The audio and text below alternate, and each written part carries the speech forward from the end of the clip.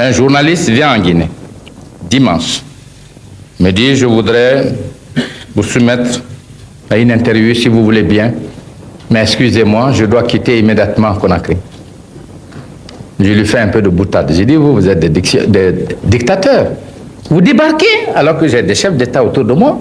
Vous dites, il faut l'interview tout de suite et vous devez prendre à telle heure votre avion. Je me mets au garde à vous. J'ai dit, j'obéirai. Bon, je lui donne l'interview. Et son programme a été respecté. Et voilà donc la télévision française, qui pour préparer mon arrivée, diffuse cette interview.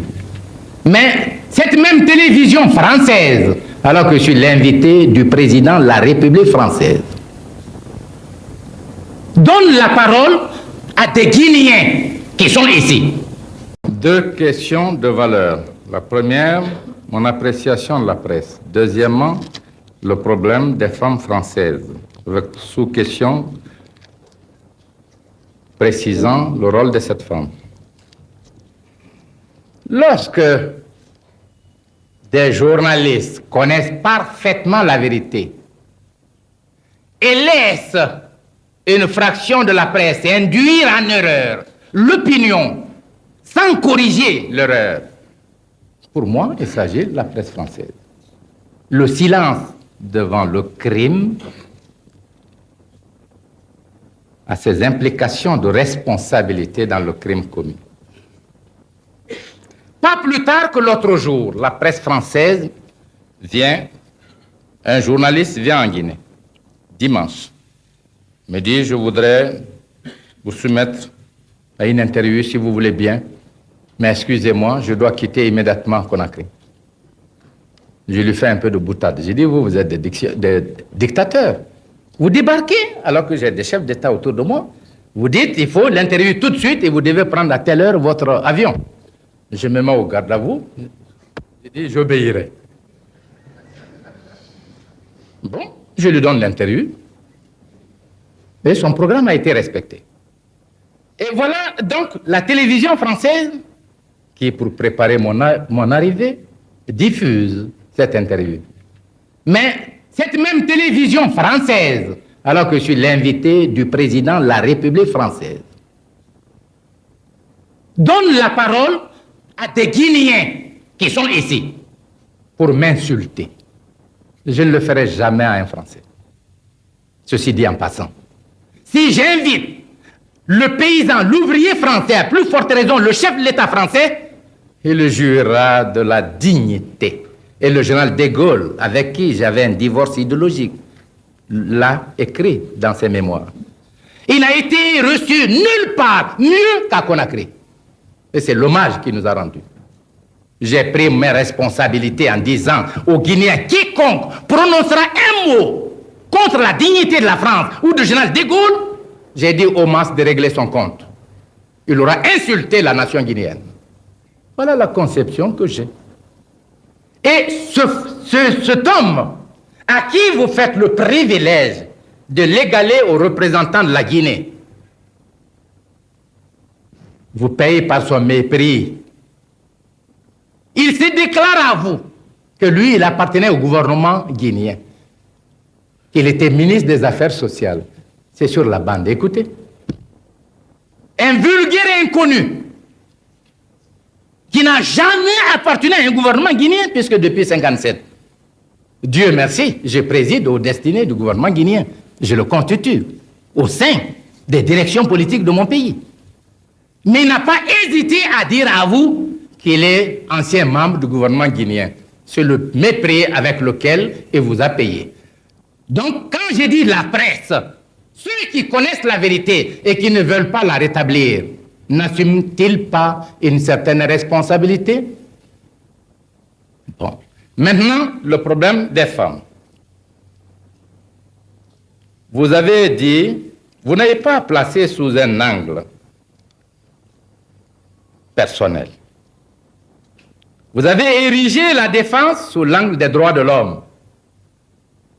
Le premier pays à avoir tenu un colloque idéologique international avec plus de 300 participants, d'éminentes personnalités de tous les horizons, c'est la Guinée. Et le groupe afro-asiatique, par session, a adopté les résolutions. Ne parlons pas des mouvements panafricains. Donc, le premier choc en Guinée, le voilà. Un jour, nous apprenons par la presse que l'Assemblée de la communauté a voté une résolution condamnant le gouvernement guinéen pour avoir violé les droits de l'homme. Une fois de plus, c'est le problème permanent. Je voudrais que cette Assemblée condamne un jour la France ou la Grande-Bretagne ou l'Allemagne pour des problèmes concernant 2 ou 3 personnes ici qui ont été jugées, condamnées par les juridictions d'ici. Je crois que la communauté ne le fera pas.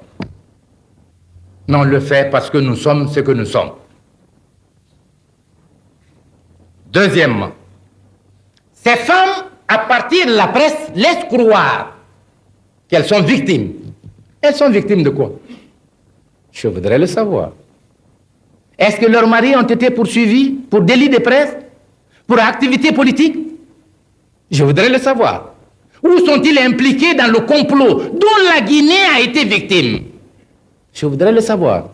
Je viens de vous dire que tous ceux-là n'ont été poursuivis que pour complot. Et parmi l'une des femmes, elle se réclame d'un mari. Je vous apprends un secret. Voilà Madame Touré. Elle est là. C'est son oncle.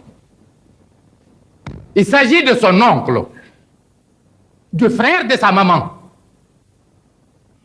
J'ai des parents dans les comploteurs. Chacun d'eux a des parents. Lui, il a des parents. C'est un événement extraordinaire qu'a vécu notre peuple. J'aurais préféré, je vous l'ai dit tout à l'heure, la lutte des idées. C'est là mes chers. Personne n'a le monopole de la vérité. Et la contradiction politique est une essence de dynamisation de la vie dans un pays. Mais pas la trahison. Pas se faire vendre au régime étranger, percevoir des sommes, prendre les armes contre son propre peuple. Ça, c'est l'indignité, la forfaiture. J'en parle toujours avec peine. Que cette femme, si elle était venue à Conakry, dire « Ah, j'ai besoin d'un certificat, j'ai appris ceci et cela », elle l'aurait eu tout de suite. Elle sait comment elle est venue avec les enfants. Je vous l'ai dit tout à l'heure. Elle sait qui a payé les transports. Donc, respect de ces rapports, elle serait venue, elle aurait eu ce qu'elle demandait. Mais elles vont saisir la communauté pour traîner dans la boue la Guinée. Je ne réponds pas. Elles saisissent certains journaux pour nous traîner dans la boue. Je ne réponds pas. Et vous voyez, depuis qu'on est là, à tout interview, on parle de cela. C'est cela qui fait le rapport entre l'Afrique, entre la Guinée et la France. Ne me donnez pas cette impression. Ma volonté est ardente, mon esprit est sain. Nous avons fait beaucoup d'efforts pour tourner la page.